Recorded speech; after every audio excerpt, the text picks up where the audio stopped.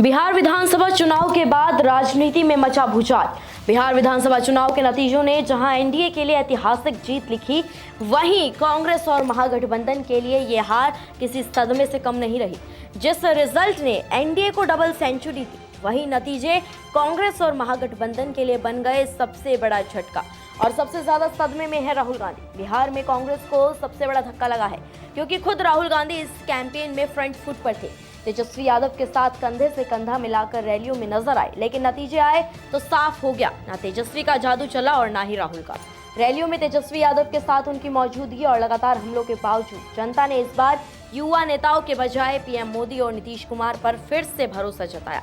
नतीजों के अगले ही दिन कांग्रेस में हलचल तेज हो गई। राहुल गांधी ने कांग्रेस अध्यक्ष खड़गे के साथ बंद कमरे में तत्काल बैठक बुला ली। 61 सीटों में से कांग्रेस को सिर्फ 6 सीटें मिली, जो पिछले 15 साल का दूसरा सबसे खराब प्रदर्शन है। बैठक में केसी वेणुगोपाल, अजय माकन और कृष्णा अल्लावरू मौजूद थे और चर्चा का केंद्र रहा हार के कारण, संगठन की कमजोरियां और चुनाव आयोग की भूमिका। बैठक के बाद राहुल बिना मीडिया से बात किए निकल गए, लेकिन अंदर की बेचैनी बाहर नेताओं की बयानबाजी से साफ दिखी। कांग्रेस नेताओं के बयान साफ कर रहे थे कि पार्टी इस हार को स्वीकार करने के मूड में बिल्कुल नहीं है। केसी वेणुगोपाल ने नतीजों को अविश्वसनीय बताया, कहा कि एनडीए का 90% स्ट्राइक रेट चुनाव इतिहास में लगभग असंभव है। उनका दावा था कि चुनावी प्रक्रिया संदिग्ध रही और जल्द ही पार्टी ठोस सबूत पेश करेगी। कांग्रेस को राज्य भर से शिकायतें मिली हैं और हरियाणा की तरह ही अब बिहार में भी सबूत इकट्ठा करने का प्लान तैयार हो रहा है। Come from Bihar is unbelievable for all of us. This is not only for Congress. Entire Bihar people are not believing it. Our alliance parties, we discussed with all of them, they are not believing it. And I don't know, media people also, whether you believing or not. Because 90% plus strike rate for a political party, which has not happened in Indian history. And we are doing a thorough analysis. We are collecting the data. We are doing a thorough analysis. Within 1 or 2 weeks, we will come with the concrete proofs. Because the process of electioneering is completely questionable. This is not, we are talking about this process of electioneering. Election Commission is totally one-sided. Whatever they are doing, there is no transparency at all. This process is questionable. Anyway, we are going to collect the data from everywhere and entire Bihar. Then we will come with the facts. That's all. Rahul Gandhi की पूरी Bihar campaign EVM, voter list और चुनाव आयोग को लेकर आरोपों पर आधारित थी, लेकिन नतीजों ने बड़ा सवाल खड़ा किया। क्या ये नैरेटिव जमीन पर असर कर भी पाया? राहुल ने कहा कि चुनाव शुरुआत से ही फेयर नहीं थे, लेकिन अब पार्टी की चिंता ये है कि खुद को कैसे संभाला जाए और क्या चुनाव आयोग पर हमला करना आगे की रणनीति का हिस्सा बनेगा। एक तरफ समाजवादी पार्टी ने भी बिहार के नतीजों पर सवाल उठा दिया। अखिलेश यादव ने कहा है कि 202 सीटें हजम नहीं हो पा रही और ये समझना मुश्किल हो गया है कि इतनी बड़ी जीत कैसे आ सकती है।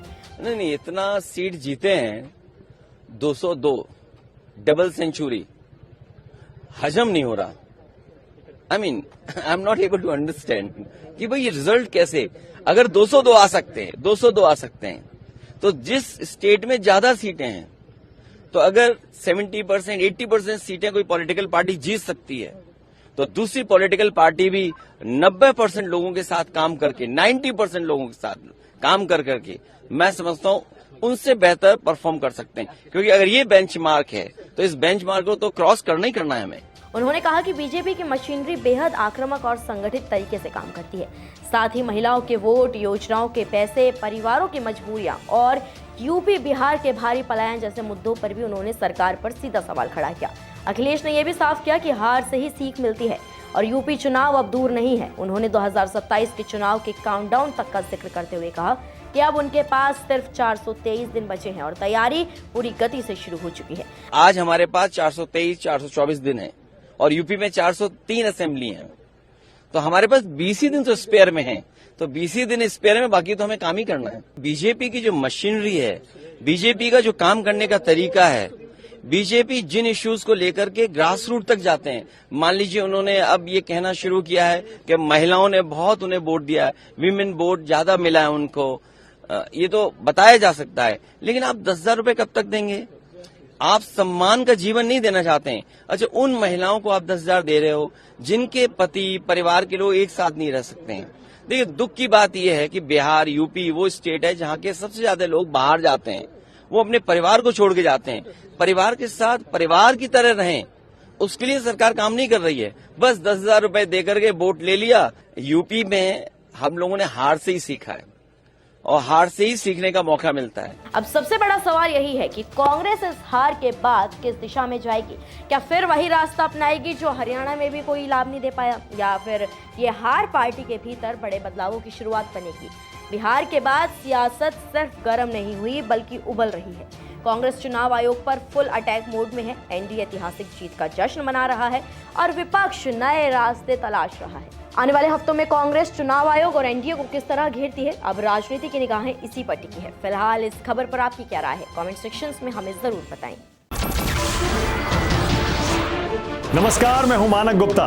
अगर आपको हमारा ये वीडियो पसंद आया हो तो इसे लाइक और शेयर जरूर करें, और हां, हमें सब्सक्राइब और फॉलो करना ना भूलें ताकि आप देश और दुनिया की कोई खबर मिस ना करें।